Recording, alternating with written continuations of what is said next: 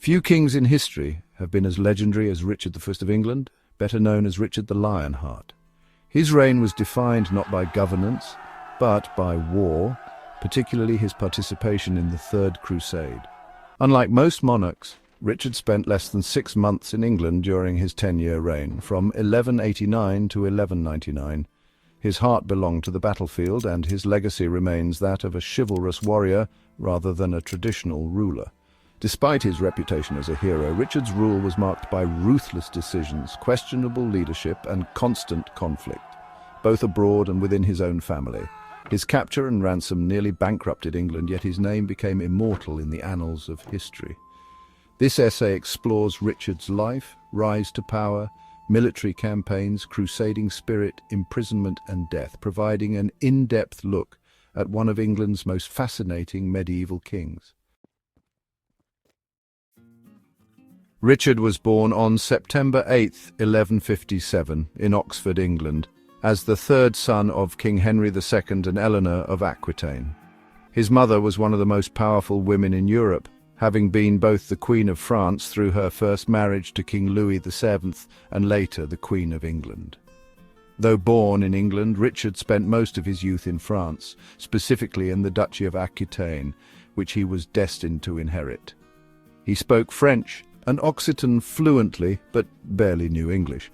His upbringing was heavily influenced by the chivalric ideals of the medieval knight, and from a young age, Richard displayed remarkable talent in military strategy and combat. Despite his prestigious lineage, Richard's childhood was far from peaceful. His father, King Henry II, ruled over a vast empire known as the Angevin Empire, stretching across England and much of France. However, tensions between Henry II and his sons, particularly Richard and his older brother Henry the Young King, led to a series of violent rebellions. In 1173, Richard, along with his brothers Henry and Geoffrey, rebelled against their father, King Henry II. This rebellion was largely encouraged by their mother, Eleanor of Aquitaine, who resented Henry II's control over her lands. Richard fought fiercely, but was eventually forced to submit to his father after the rebellion failed. However, fate took a dramatic turn in 1183 when Richard's older brother, Henry the Young King, died suddenly. This placed Richard as the primary heir to the throne, forever altering his destiny. Despite this, Richard's relationship with Henry II remained strained, and it was not until Henry's death in 1189 that Richard finally ascended the throne. Richard was crowned King of England on July 6, 1189 at Westminster Abbey. However, his reign was not focused on governing England. He saw the kingdom merely as a source of wealth to fund his military campaigns. One of Richard's first acts as king was to free his mother, Eleanor of Aquitaine, from captivity, as his father had imprisoned her for supporting the rebellion.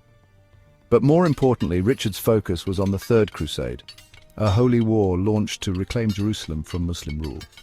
To fund his war efforts, Richard sold government offices, bishoprics, and even lands, draining England's treasury but assembling one of the largest crusader armies in history. Richard left England in 1190 and embarked on the Third Crusade, an attempt to recapture Jerusalem from Saladin, the Muslim Sultan of Egypt and Syria.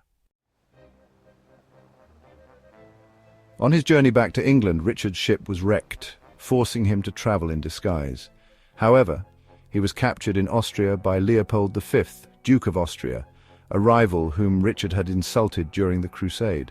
Richard was eventually handed over to the Holy Roman Emperor Henry VI, who demanded an enormous ransom for his release, 150,000 marks, roughly equivalent to $3 billion today. Back in England, Richard's mother, Eleanor of Aquitaine, worked tirelessly to raise the ransom, which was finally paid in 1194. Rather than focusing on England, Richard immediately returned to war with King Philip II of France. He spent years reclaiming lost territories and strengthening his power. One of his greatest achievements during this period was the construction of Château Gaillard, a massive fortress in Normandy designed to protect his lands from French invasion. In April 1199, while besieging a small castle in Chalus, France, Richard was struck by a crossbow bolt. Though the wound seemed minor, it became infected, and Richard died on April 6, 1199, at the age of 41. His last act was to forgive the archer who shot him. He was buried at Fontevraud Abbey alongside his father. Richard is remembered as a heroic warrior king, but history paints a more complex picture.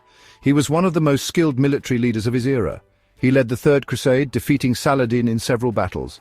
He built Chateau Gaillard, a fortress ahead of its time. He inspired countless legends, including the Robin Hood stories, yet he neglected England, spending only 6 months of his reign there. He bankrupted the country to fund wars. His recklessness led to his capture, costing England heavily. Despite these contradictions, Richard the Lionheart remains a legendary figure, a king whose battlefield exploits have become the stuff of myth.